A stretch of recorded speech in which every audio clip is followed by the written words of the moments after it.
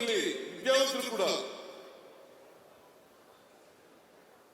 ಈಗ ಒಬ್ಬ ಮೇಲ್ಜಾತಿ ಬಡವ ಬಂದರೆ ಮೇಲ್ಜಾತಿ ಬಡವ ಬಂದರೆ ಅವನ್ನ ಸ್ವಾಮಿ ಬುದ್ಧಿ ಅಂತ ಕೈ ಮುಗಿತೀವಿ.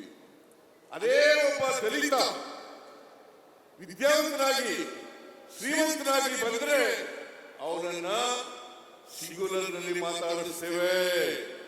ಇದು ಗುಲಾಮಗಿರಿಯ ಸಂಕೇತ. ಒಬ್ಬ ಮೇಲ್ಜಾತಿಯ ಬಡವ ಬಂದರೆ ಅವನಿಗೆ ಸ್ವಾಮಿ ಬುದ್ಧಿ ಅಂತೀವಿ, ಅವನನ್ನ ಮೇಲ್ಗಡೆ ಕೂಡಿಸ್ತೀವಿ. ಅದೇ ಒಬ್ಬ ದಲಿತ ವಿದ್ಯಾವಂತನಾದರೂ ಕೂಡ ಶ್ರೀಮಂತ ಆದರೂ ಕೂಡ ಅವರನ್ನ ನಾವು ಸಿಂಗುಲರ್ನಲ್ಲಿ ಮಾತಾಡಿಸ್ತೀವಿ. ಇದು ಶೂದ್ರರಿಗಿರ್ತಕ್ಕಂಥ ದಾಸ್ಯದ ಸಂಕೇತ. ಇದನ್ನ ಕಿತ್ತು ಒಗಿಬೇಕು. ಇದು ಕಿತ್ತು ಒಗೆದಿರಲಿಲ್ಲ. ರಾಜಣ್ಣ ನಿಷ್ಠುರವಾಗಿ ಏನೇ ಅದರಿಂದ ಏನೇ ಪರಿಣಾಮ ಆಗಲಿ ಆ ಪರಿಣಾಮವನ್ನು ಎದುರಿಸ್ತೀನಿ ಅಂತಕ್ಕಂಥ ಧೈರ್ಯ ಇರಬೇಕಾಗ್ತದೆ. ಯಾವುದೇ ಪರಿಣಾಮದಿಂದ ಆಗ್ಬೋದು, ಕೆಟ್ಟಗೂ ಆಗ್ಬೋದು, ಒಳ್ಳೇದು ಆಗ್ಬೋದು. ನನ್ನ ಪ್ರಕಾರ ಒಳ್ಳೇದಾಗ್ತದೆ. ನಾನು ಇವತ್ತಿಗೆ ನನಗೆಲ್ಲ ಒಳ್ಳೇದೇ ಆಗಿದೆ,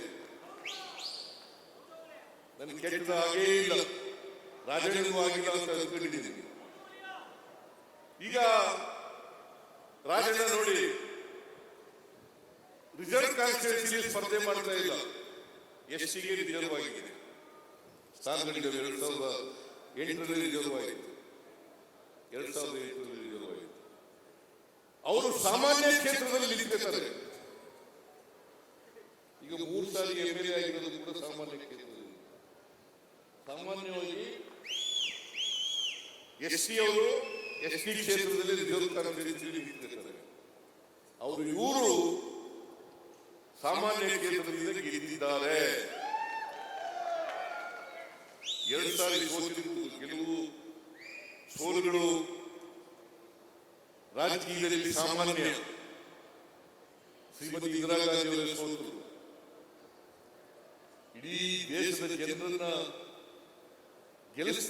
ಗೆಲ್ಲಿಸತಕ್ಕಂಥ ಶಕ್ತಿ ಇದ್ದಂತ ಇಂದಿರಾ ಗಾಂಧಿ ಅವರ ಸೋತರು. ನಾನು ಸೋತಿದ್ದೀನಿ.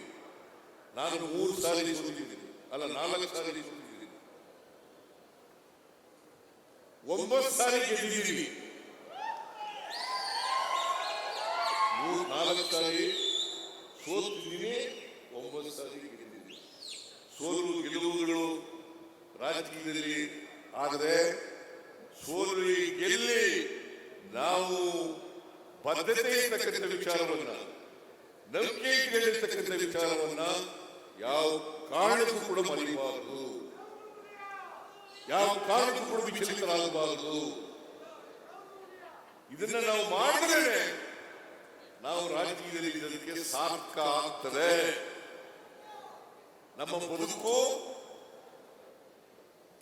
ಸಾರ್ಥಕ ಆಗ್ತದೆ.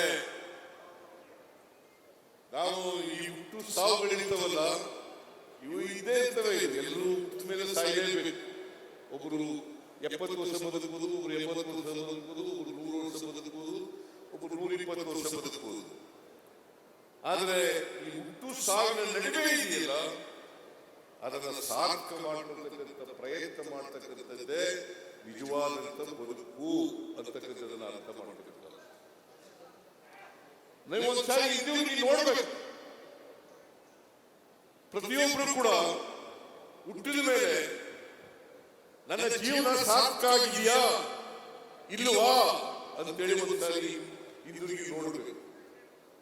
ನಿಮಗೆ ಸಮಾಧಾನ ಆದರೆ, ನಿಮ್ಮ ಜೀವನ ಸಾರ್ಥಕ ಆಗಿರ್ತದೆ, ಹುಟ್ಟಿದದಕ್ಕೆ ಸಾರ್ಥಕ ಆಗ್ತದೆ, ಇಲ್ಲದ್ರೆ ಸಾರ್ಥಕ ಅಲ್ವಾ? ಅದನ್ನ ರಾಜಣ್ಣ ಅವರ ಜೀವನವನ್ನು ಸಾರ್ಥಕ ಮಾಡಿಕೊಂಡಿದ್ದಾರೆ.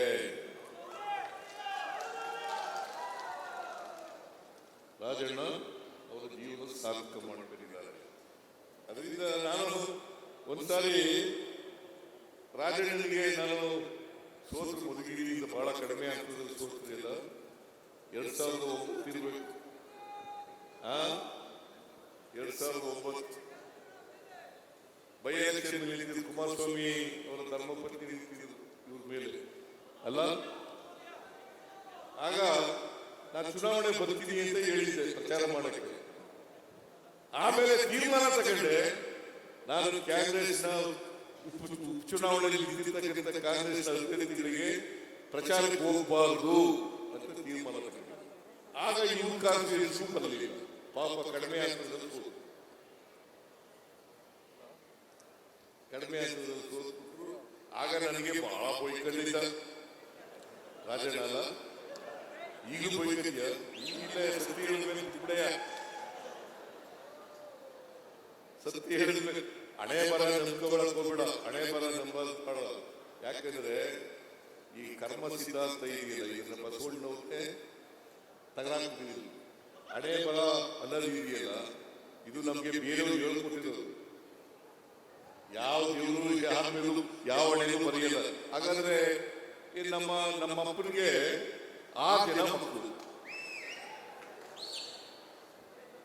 ನಮ್ಮ ಅಣ್ಣ 4ನೇ ತರಗತಿಯವರು ಓದ್ತ, ಇನ್ನಿಬ್ರು ತಮ್ಮದಿರು ಓದ್ಲೇ ಇಲ್ಲ, ಇಬ್ರು ಅಕ್ಕದಿರು ಓದ್ಲೇ ಇಲ್ಲ.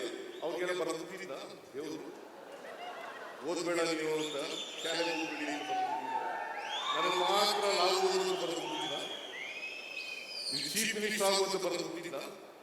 ಹಾಗಾದ್ರೆ ತಾರತಮ್ಯ ಮಾಡೋದು, ಒಬ್ರಿಗೊಬ್ರಿಗೆ ತಾರತಮ್ಯ ಮಾಡೋದಿದೆಯಲ್ಲ, ದೇವರು ಯಾರು ತಾರತಮ್ಯ ಮಾಡಲ್ಲ. ಅದಕ್ಕೆ ಬಸವಾದಿ ಶರಣರು ಈ ಕರ್ಮ ಸಿದ್ಧಾಂತವನ್ನ ತ್ಯಜಿಸಿದರು. ಕರ್ಮ ಸಿದ್ಧಾಂತ ಇದೆಯಲ್ಲ, ನಾನು ಈಗ ಯಾಕಪ್ಪ ಬಟ್ಟೆ ಇಲ್ಲ, ಈಗ ಯಾಕೆ ನಿನಗೆ ಹೊಟ್ಟೆ ಇಲ್ಲ, ನೀನ್ ಯಾಕೆ ವಿದ್ಯಾವಂತನಾಗಿದ್ದೀಯ ಅಂತಂದ್ರೆ, ನಾನು ಹಿಂದಿನ ಜನ್ಮದಲ್ಲಿ ಪಾಪದ ಕೆಲಸ ಮಾಡಿಬಿಟ್ಟಿದ್ದೆ, ಕರ್ಮದ ಕೆಲಸ ಮಾಡಿಬಿಟ್ಟಿದ್ದೆ, ಅದಕ್ಕೆ ಈ ಜನ್ಮದಲ್ಲಿ ನಾನು ಈಗ ಹುಟ್ಟುಬಿಟ್ಟಿದ್ದೀನಿ. ಯಾರು ಹೇಳ್ಬಿಟ್ಟಿಲ್ಲ ಇದನ್ನ? ಮೇಲ್ಜಾತಿಯವರು ಹುಷಾರಾಗಿದ್ರು, ಎಲ್ಲ ನಡ್ಕೊಳ್ಳೋದು. ಯಾರು ನಿಂದ ಕೀಳುವಲ್ಲ, ಯಾರು ಮೇಲೂ ಅಲ್ಲ, ಹುಟ್ಟಿನಿಂದ ಯಾರು ಅಸಮರ್ಥರು ಅಲ್ಲ, ಸಮರ್ಥರು ಅಲ್ಲ. ಹುಟ್ಟಿನಿಂದ ಯಾರು ಆಗಲ್ಲ. ಹಾಗಾದ್ರೆ ಅಂಬೇಡ್ಕರ್ ಹೆಂಗೆ ಅಷ್ಟೊಂದು ಮೇಧಾವಿ ಆದರು? ದಲಿತ ಜಾತಿ ಹುಟ್ಟಿದ್ರು, ಯಾಕೆ ಮೇಧಾವಿ ಆದರು? ವಾಲ್ಮೀಕಿ ಯಾಕೆ ಮೇಧಾವಿ ಆದರು? ರಾಮಾಯಣ ಬರೆದರು. ಎಷ್ಟು ಜಾತಿ ಹುಟ್ಟಿದ್ರಲ್ಲ, ನಾನು ಕುರುಬರ ಜಾತಿ ಹುಟ್ಟಿದ್ದಲ್ಲ.